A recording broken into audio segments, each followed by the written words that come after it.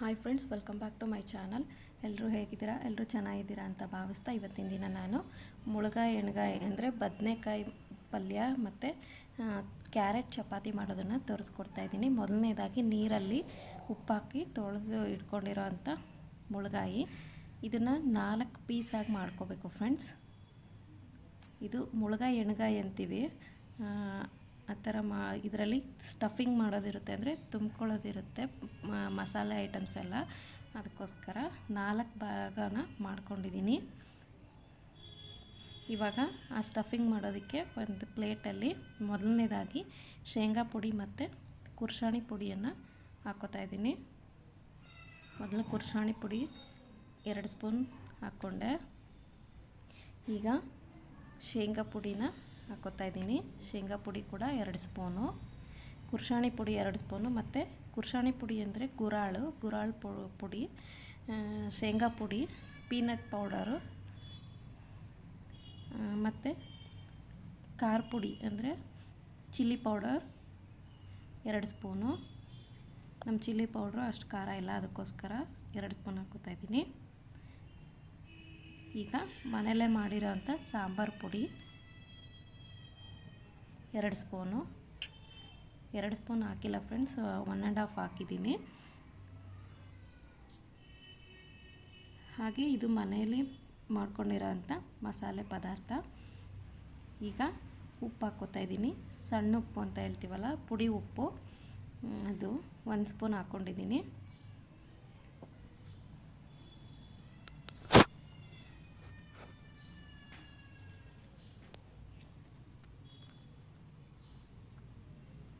ತುಂಬ ಟೇಸ್ಟಿಯಾಗಿರುತ್ತೆ ಫ್ರೆಂಡ್ಸ್. ಇದು ಮುಳುಗಾಯಿ ಎಣ್ಗಾಯಿ ಉತ್ತರ ಕರ್ನಾಟಕದ ಸ್ಪೆಷಲ್ ಅಂತಲೇ ಹೇಳ್ಬೋದು. ಮುಳುಗಾಯಿ ಎಣ್ಗಾಯಿ ರೊಟ್ಟಿ, ಮುಳುಗಾಯಿ ಎಣ್ಗಾಯಿ ಚಪಾತಿ ತುಂಬ ಚೆನ್ನಾಗಿರುತ್ತೆ.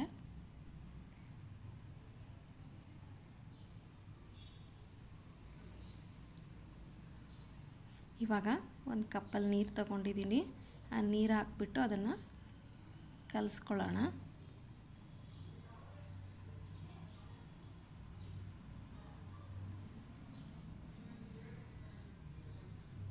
ಈಗ ಆಲ್ಮೋಸ್ಟ್ ಕಲಿಸ್ಕೊಂಡಿದ್ದೀನಿ ಫ್ರೆಂಡ್ಸ್. ಅದು ಸ್ಪೂನಲ್ಲಿ ಸರಿ ಹೋಗಲಿಲ್ಲ, ಅದಕ್ಕೋಸ್ಕರ ಕೈಯಲ್ಲೇ ಕಲಿಸ್ಕೊಂಡೆ.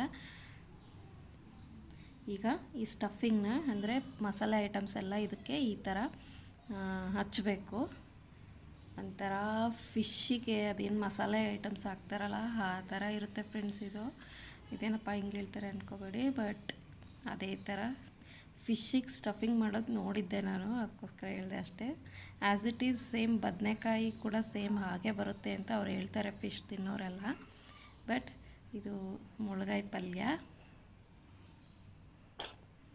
ಸೊ ಈ ಥರನೇ ಎಲ್ಲ ಪೀಸ್ ಮಾಡಿ ಇಟ್ಕೊಂಡಿದ್ದೀನಿ.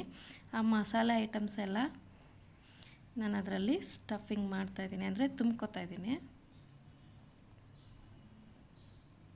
ಈ ಥರ ತುಂಬಿರೋದನ್ನು ಒಂದು ಪಾತ್ರೆಯಲ್ಲಿ ಇಟ್ಕೊಂಡಿದ್ದೀನಿ.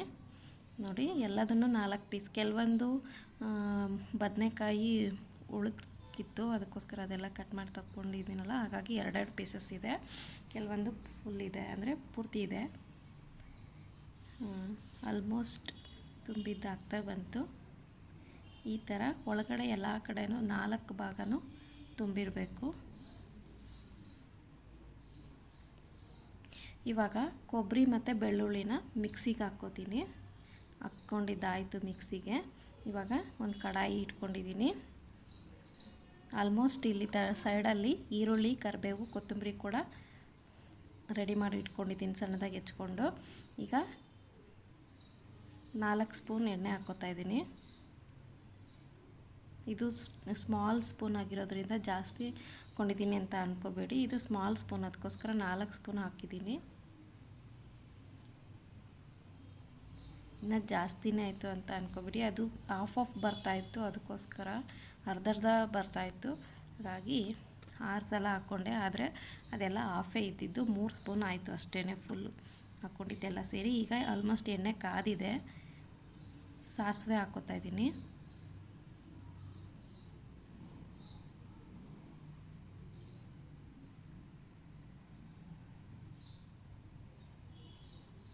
ಈಗ ಜೀರಿಗೆ ಆ್ಯಡ್ ಮಾಡಿಕೊಂಡೆ. ಜೀರಿಗೆ ಕೂಡ 1 ಸ್ಪೂನ್ ಹಾಕ್ಕೊಂಡಿದ್ದೀನಿ. 1 ಸ್ಪೂನ್ ಸಾಸಿವೆ, 1 ಸ್ಪೂನ್ ಜೀರಿಗೆ, ಅದು ಸ್ಮಾಲ್ ಸ್ಪೂನು, ಅದಕ್ಕೋಸ್ಕರ.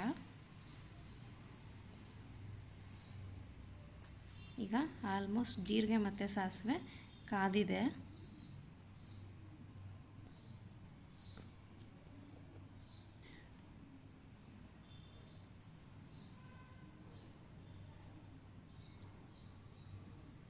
ಈಗ ಬೆಳ್ಳುಳ್ಳಿನ ಕುಟ್ಕೊಳ್ಳೋಣ, ಅಂದರೆ ಸ್ಮ್ಯಾಶ್ ಮಾಡೋಣ.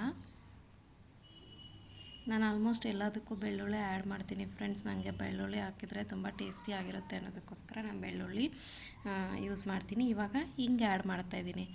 ಆಲ್ಮೋಸ್ಟ್ ಇದರಲ್ಲಿ ಬ್ರಾಹ್ಮಿಣ್ಸ್ ತುಂಬ ಹಿಂಗನ್ನು ತಿಂತಾರೆ, ಹಿಂಗು ಮತ್ತು ತೆಂಗು ಅನ್ನೋದನ್ನು. ಬಟ್ ಹಾಗಂತ ಬೇರೆಯವ್ರು ತಿನ್ನಲ್ವಾ ಅಂತ ಅಂದ್ಕೋಬೇಡಿ, ಬಟ್ ಎಲ್ಲರೂ ತಿಂತಾರೆ, ಕಡಿಮೆ. ಬಟ್ ಹಿಂಗನ್ನು ಯೂಸ್ ಮಾಡೋದು ಅವರ ಜಾಸ್ತಿ ಯೂಸ್ ಮಾಡ್ತಾರೆ ಅಂತ ಕೇಳಿದ್ದೆ, ಅದನ್ನು ಹೇಳಿದೆ ಅಷ್ಟೇ. ಮತ್ತು ಇಲ್ಲಿ ಕ್ಯಾಸ್ಟಿಸಮ್ ಮಾಡ್ತಿದ್ದೀನಿ ಅಂದ್ಕೋಬೇಡಿ. ಹಾಗೆಯೇ ಈಗ ಕರಿಬೇವು ಹಾಕ್ಕೊಂಡಿದ್ದಾಯಿತು, ಮತ್ತು ಈರುಳ್ಳಿ ಸಣ್ಣದಾಗಿ ಹೆಚ್ಕೊಂಡಿದ್ನಲ್ಲ ಅದನ್ನು ಹಾಕ್ಕೋತಾ ಇದ್ದೀನಿ. ಈಗ ಅದೆಲ್ಲ ಫ್ರೈ ಆಗಬೇಕು ಸ್ವಲ್ಪ ಹೊತ್ತು.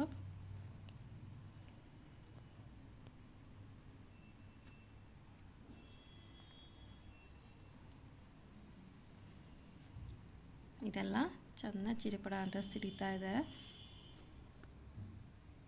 ಈಗ ಅದನ್ನು ಒಂದೇ ಕಡೆ ಬಿಟ್ಟರೆ ಒತ್ತೋಗುತ್ತೆ, ಅದಕ್ಕೋಸ್ಕರ ಎಲ್ಲ ಕಡೆನೂ ಕೈ ಸೌಟಿಂದ ತಿರುಗಿಸ್ಕೋಬೇಕು. ಈಗ ಸ್ಟಫಿಂಗ್ ಮಾಡಿದ್ವಲ್ಲ ಮುಳುಗಾಯಿ, ಅಂದರೆ ತುಂಬ್ಕೊಂಡಿದ್ವಲ್ಲ ಮಸಾಲೆ ಐಟಮ್ಸ್ ಎಲ್ಲ, ಅದನ್ನು ಇದರಲ್ಲಿ ಹಾಕ್ಕೊಳ್ಳೋಣ. ಇದು ಕೂಡ ಎಣ್ಣೆಲಿ ಸ್ವಲ್ಪ ಫ್ರೈ ಆಗಬೇಕು, ಅದಕ್ಕೋಸ್ಕರ. ಇದಕ್ಕಿಂತ ಜಾಸ್ತಿ ಮಸಾಲೆ ಆ್ಯಡ್ ಮಾಡಿಲ್ಲ ಫ್ರೆಂಡ್ಸ್ ನಾನು. ಕೆಲವರೆಲ್ಲ ಕೊತ್ತಂಬರಿ ಕಾಳು, ಜೀರಿಗೆ, ಆಮೇಲೆ ಚಕ್ಕೆ, ಏಲಕ್ಕಿ, ಲವಂಗ ಅಂತ ಏನೇನೋ ಹಾಕ್ಕೋತಾರೆ ಫ್ರೆಂಡ್ಸ್. ನಾನು ಜಾಸ್ತಿ ಏನು ಆ್ಯಡ್ ಮಾಡಿಲ್ಲ, ಸಿಂಪಲಾಗಿ ಮಾಡ್ಕೊಳ್ಳೋ ಥರ ತೋರಿಸಿದ್ದೀನಿ. ಹಾಗೆ ಇವಾಗ ನಾವು ಮಿಕ್ಸಿ ಮಾಡ್ಕೊಂಡಿದ್ವಲ್ವ ಕೊಬ್ಬರಿ ಮತ್ತು ಬೆಳ್ಳುಳ್ಳಿ, ಇನ್ನೊಂದು ಸ್ವಲ್ಪ ಆ್ಯಡ್ ಮಾಡಿದ್ದೆ ಬೆಳ್ಳುಳ್ಳಿ ಮತ್ತು ಕೊಬ್ಬರಿನ, ಅದನ್ನು ಹಾಕ್ಕೊಂಡಿದ್ದೀನಿ. ಈಗ ಆ ಸ್ಟಫಿಂಗ್ ಮಾಡಿದ್ದಂಥ ಉಳಿದಿದ್ದಂಥ ಐಟಮ್ಸ್ ಇತ್ತಲ್ವ, ಅದನ್ನು ಸ್ವಲ್ಪ ನೀರು ಹಾಕಿ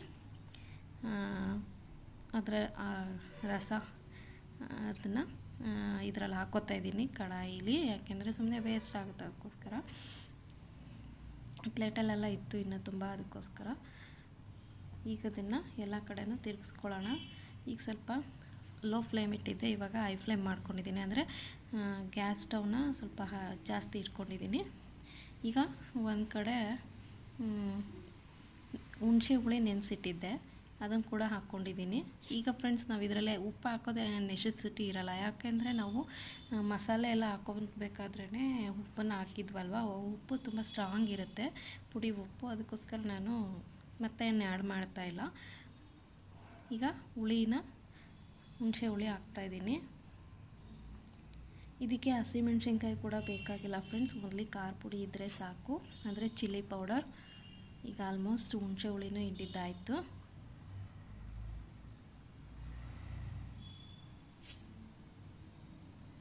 ಈಗ ಇದು ಸ್ವಲ್ಪ ಬೇಯಬೇಕು. ಕೈಯಲ್ಲಿ ಸ್ವಲ್ಪ ಇನ್ನೂ ಹುಣಸೆ ಹುಳಿದೆಲ್ಲ ಹಾಗೆ ಇತ್ತು, ಅದಕ್ಕೋಸ್ಕರ ಹಾಕಿದ್ದು. ಆಮೇಲೆ ಸೌಟಲ್ಲೇ ಎಲ್ಲ ತಿರುಗಿಸ್ಬೇಕಾದ್ರೆ ಹಾಗೆ ಇತ್ತಲ್ವ, ಅದಕ್ಕೋಸ್ಕರ ಅದನ್ನು ಸ್ವಲ್ಪ ಹಾಕ್ಕೊಂಡು ನೀರೆಲ್ಲ ಹಾಕಿದೆ. ಇಷ್ಟೊಂದು ಸಾಂಬಾರು ಥರ ಆಗಿದೆ, ಇದು ಹೆಂಗಾಗುತ್ತೆ ಪಲ್ಯ ಅಂತ ಅಂದ್ಕೋಬೇಡಿ. ಇದು ಸ್ವಲ್ಪ ಇನ್ನೂ ಬೇಯಬೇಕು, ಅಂದರೆ ಉಪ್ಪು ಎಲ್ಲ ಹಾಕಿದ್ದೀವಲ್ವ. ಈಗ ಇದನ್ನು ಕ್ಯಾಪ್ ಮುಚ್ಚಿಬಿಟ್ಟು, ಅಂದರೆ ಮುಚ್ಚಿಬಿಟ್ಟು ಬೇಯಿಸ್ಕೊಳ್ಳೋದು. ನೋಡಿದ್ರೆ ಈಗ ಅಷ್ಟೊಂದು ಸಾಂಬಾರು ಥರ ಇದ್ದಿದ್ದು ಪಲ್ಯ ಥರ ಆಗಿದೆ.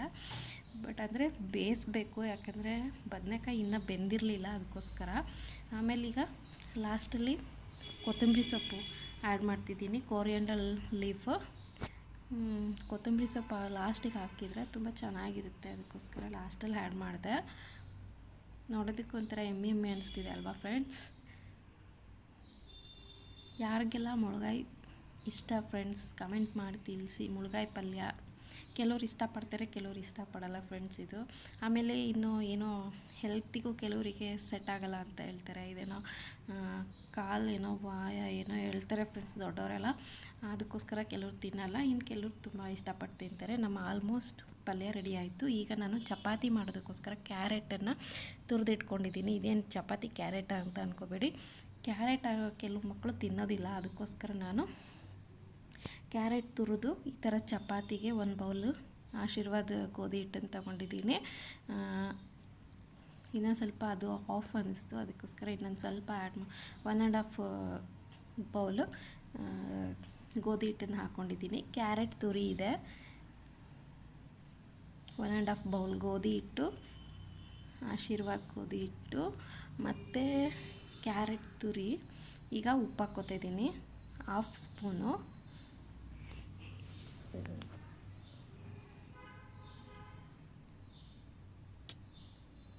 ಮತ್ತು ಇದಕ್ಕೆ ಎಣ್ಣೆ ಆ್ಯಡ್ ಮಾಡ್ತಾಯಿದ್ದೀನಿ 2 ಸ್ಪೂನು ಕಲಸೋದಕ್ಕೆ.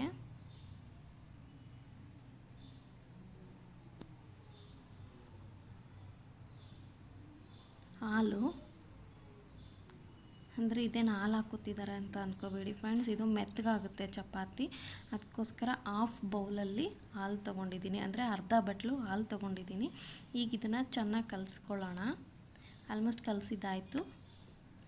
ಇವಾಗ ಇದಕ್ಕೆ ಮೇಲ್ಗಡೆ ಇದೆಲ್ಲ ಗಂಟು ಥರ ಆಗದೇ ಇರಲಿ ಅಂತ ಸ್ವಲ್ಪ ಮೇಲ್ಗಡೆ 2 ಸ್ಪೂನ್ ಈ ಥರ ಎಣ್ಣೆ ಹಚ್ಚಿ ಕೈ ಬಿಟ್ಟರೆ ಅದು ನೆನ್ಕೊಳ್ಳುತ್ತೆ ಮತ್ತು ಗಂಟು ಅನಿಸಲ್ಲ, ನೋಡೋದಕ್ಕೆ ಸ್ಮೂತಾಗಿರುತ್ತೆ ಮತ್ತು ಚೆನ್ನಾಗೂ ಬರುತ್ತೆ. ಅದಕ್ಕೋಸ್ಕರ ಮೇಲೆ ಎಣ್ಣೆ ಹಚ್ಚಿ ಕೈ ಬಿಡಿ.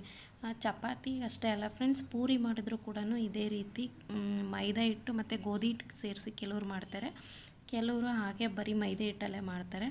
ಯಾವುದರಲ್ಲೇ ಮಾಡಿದರೂ ಕೂಡ ಫ್ರೆಂಡ್ಸ್ ಮೇಲೆ ಈ ಥರ ಎಣ್ಣೆ ಹಚ್ಕಾಯಿ ಬಿಟ್ಟರೆ ತುಂಬ ಚೆನ್ನಾಗಿ ಬರುತ್ತೆ, ಚಪಾತಿ ಆಗಲಿ ಅಥವಾ ಪೂರಿ ಆಗಲಿ. ಈಗ ಅದನ್ನ ಉದ್ಕೊಳ್ಳೋಣ. ಚಪಾತಿ ಆಲ್ಮೋಸ್ಟ್ ಸಣ್ಣ ಉಂಡೆಗಳು ಮಾಡಿ ಇಟ್ಕೊಂಡಿದ್ದೆ, ಅದನ್ನು ನನಗೆ ಒಂದೇ ಟೈಮಿಗೆ ನೈಟ್ ಮಾಡ್ತಿರೋದು, ಸೊ ಹಾಗಾಗಿ ಒಂದು 5 ಆದರೆ ಸಾಕು. ಇದು ಕ್ಯಾರೆಟು ನೋಡಿ ಫ್ರೆಂಡ್ಸ್, ಇದರಲ್ಲಿ ಕಾಣಿಸ್ತಾನೆ ಇಲ್ಲ, ಬಟ್ ನಿಮಗೆ ಮಾಡುವಾಗ ಗೊತ್ತಾಗುತ್ತೆ.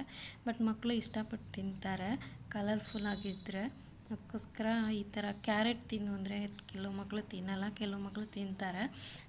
ಅದಕ್ಕೋಸ್ಕರ ಈ ಥರ ನಾವು ಆ್ಯಡ್ ಮಾಡಿ ಕೊಡೋದ್ರಿಂದ ಮಕ್ಕಳಿಗೆ ಅದರಲ್ಲಿ ಕ್ಯಾರೆಟಲ್ಲಿ ಇರೋವಂಥ ಪೌಷ್ಟಿಕಾಂಶ ಎಲ್ಲ ಸಿಗುತ್ತೆ ಮತ್ತು ಹೆಲ್ದಿಯಾಗೂ ಇರುತ್ತೆ. ಅದಕ್ಕೋಸ್ಕರ ಈ ಥರ ಕ್ಯಾರೆಟಿಂದಷ್ಟೇ ಅಲ್ಲ ಫ್ರೆಂಡ್ಸ್, ಬೀಟ್ರೂಟ್ ಕೂಡ ಮಾಡ್ಬೋದು, ಮತ್ತು ಪಾಲಕ್ ಸೊಪ್ಪು ಇರುತ್ತಲ್ವ, ಪಾಲಕ್ ಸೊಪ್ಪು ಕೂಡ ಮಾಡ್ಬೋದು, ಅಥವಾ ಮೆಂತ್ಯ ಸೊಪ್ಪು ಅಂತ ಹೇಳ್ತೀವಲ್ಲ ಅದರಲ್ಲಿ ಕೂಡ ಹಾಕ್ಕೋಬೋದು. ತುಂಬ ಚೆನ್ನಾಗಿರುತ್ತೆ ಫ್ರೆಂಡ್ಸ್. ಇದು ಹಸಿದು ತಿನ್ನಿರಿ ಅಂದರೆ ಯಾರೂ ತಿನ್ನೋಕ್ಕೆ ಇಷ್ಟಪಡಲ್ಲ ಫ್ರೆಂಡ್ಸ್ ಮಕ್ಕಳು. ಅದಕ್ಕೋಸ್ಕರ ಈ ಥರ ತುರಿದ್ಬಿಟ್ಟು ಚಪಾತಿ ಅಥವಾ ಪೂರಿ ಒಳಗೆ ಈ ಥರ ಹಾಕ್ಕೊಟ್ರೆ ಚೆನ್ನಾಗಿರುತ್ತೆ. ಪೂರಿಲೇ ಹಾಕ್ಬೋದಾ ಅಂತ ಅನ್ಕೋಬೋದು, ಇಲ್ಲ ಪೂರಿಲೂ ಹಾಕ್ಕೋಬೋದು, ಬಟ್ ನೋಡೋದಕ್ಕೆ ಒಂಥರ ಕಲರ್ಫುಲ್ ಅನಿಸ್ತಾ ಇರುತ್ತೆ ಅಷ್ಟೇ.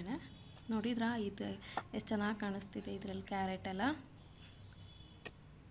ಇದು ಕ್ಯಾಮ್ರಲ್ಲಿ ಅಷ್ಟು ಸರಿಯಾಗಿ ಬರ್ತಿಲ್ಲ ಫ್ರೆಂಡ್ಸ್, ಆದರೆ ಬಟ್ ಓಕೆ ಕಾಣಿಸ್ತಿದೆ ಕ್ಯಾರೆಟ್ ಎಲ್ಲ. ನಮ್ಮ ಚಪಾತಿ ತೀರ ದೊಡ್ಡದಾಗೂ ಉದ್ಕೋಬಾರ್ದಲ್ವ, ಅದಕ್ಕೋಸ್ಕರ ಮೀಡಿಯಮ್ ಸೈಜಲ್ಲಿ ಉದ್ಕೊಂಡಿದ್ದೀನಿ ಚಪಾತಿನ. ಈಗ ನಮ್ಮ ಚಪಾತಿ ಉದ್ದಿದ್ದಾಯಿತು, ಈಗ ಬೇಯಿಸ್ಕೊಳ್ಳೋಣ. ಹಂಚಿಟ್ಟಿದ್ದೀನಿ. ಚಪಾತಿ ಏನು ನಮಗೆ ಬರಲ್ವ ಮಾಡೋಕ್ಕೆ ಅಂತ ಅನ್ಕೋಬೇಡಿ, ಕೆಲವರಿಗೆ ಅದು ಕೂಡ ಬರದೇ ಇರೋರು ಇದ್ದಾರೆ. ಇದು ಎಕ್ಸ್ಪೆಷಲಿ ಹುಡುಗಿರಿಗೋಸ್ಕರ ಅಂತ ಮಾಡ್ತಿರೋದು. ಅದಕ್ಕೋಸ್ಕರ ನಾನು ಚಪಾತಿ ಮಾಡೋದನ್ನು ಕೂಡ ತೋರಿಸ್ಕೊಟ್ಟಿದ್ದೀನಿ. ಇದೇನು ಈಸಿ ಅಂತ ಅಂದ್ಕೋಬೇಡಿ ಫ್ರೆಂಡ್ಸ್, ನಾನು ಬರೋರಿಗೆ ಅಂತ ಅಲ್ಲ, ಬರದೇ ಇರೋರಿಗೆ ತೋರಿಸ್ತಾ ಇರೋದ್ರಿಂದ, ಅದಕ್ಕೋಸ್ಕರ ಇದು ಕಲಿಯೋರಿಗೋಸ್ಕರ. ಏನಪ್ಪ ಇಷ್ಟು ಮಾತಾಡ್ತಿದ್ದೀನಿ ಅಂತ ಅಂದ್ಕೋಬೇಡಿ, ಸ್ವಲ್ಪ ಮಾತು ಜಾಸ್ತಿ. ಆಲ್ಮೋಸ್ಟ್ ಎಣ್ಣೆ ಹಚ್ಚಿದೆ. ಇವಾಗ ಚಪಾತಿನ ಹಾಕ್ಕೊಂಡಿದ್ದೀನಿ, ಮೇಲ್ಗಡೆ ಕೂಡ ಎಣ್ಣೆನ ಸ್ಟಫ್ ಅಂದರೆ ಹಚ್ಚಬೇಕು.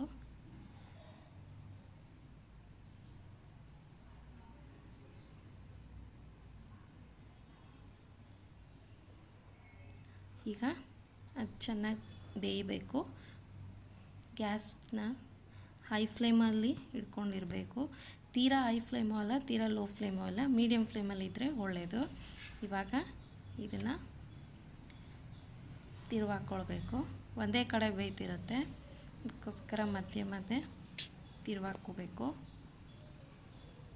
ಈಗ ಈ ಕಡೆ ಲೇಯರಲ್ಲಿ ಕೂಡ ಅಂದರೆ ಈ ಕಡೆ ಪದರು ಕೂಡ ಎಣ್ಣೆ ಹಚ್ಕೋತಾ ಇದ್ದೀನಿ. ಬರೀ ಎಣ್ಣೆ ಮಯ ಮಾಡಿದ್ರಿ ಅಂತ ಅನ್ಕೋಬೇಡಿ, ಬಟ್ ನೋಡೋದಕ್ಕೆ ಆ ಥರ ಅನ್ನಿಸ್ತಿದೆ ಅಷ್ಟೇ. ನಾನು ಜಾಸ್ತಿ ಎಣ್ಣೆ ಹಾಕಿಲ್ಲ ಅದಕ್ಕೆ.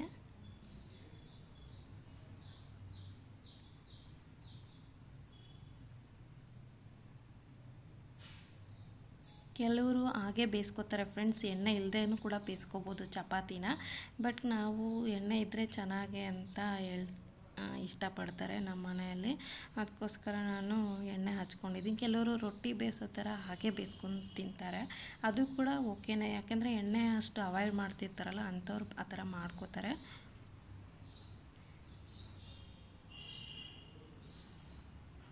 ಈ ಥರ ಸ್ವಲ್ಪ ಅದನ್ನ ಪ್ರೆಸ್ ಮಾಡಬೇಕು, ಆವಾಗ ಎಲ್ಲ ಕಡೆನೂ ಬೇಯುತ್ತೆ. ಇಲ್ಲ ಅಂದರೆ ಒಂದೊಂದು ಕಡೆ ಬೆಂದಿರೋದಿಲ್ಲ. ಕೆಲವರು ಬಟ್ಟೆ ತೊಗೊಂಡು ಇಟ್ಕೊಂಡು ಹಿಂಗೆ ಒತ್ತಿ ಪ್ರೆಸ್ ಮಾಡ್ತಾರೆ, ಬಟ್ ನಾನು ಆ ಥರ ಏನು ಮಾಡಿಲ್ಲ. ಎಣ್ಣೆ ಹಚ್ಚಿರ್ತೀವಲ್ಲ ಅದೆಲ್ಲ ಬಟ್ಟೆಗೆಲ್ಲ ಹತ್ಕೊಳ್ಳುತ್ತೆ, ಅದಕ್ಕೋಸ್ಕರ ನಾನು ಈ ಥರ ಸೌಟಲ್ಲೇ ಅನ್ಕೋತೀನಿ.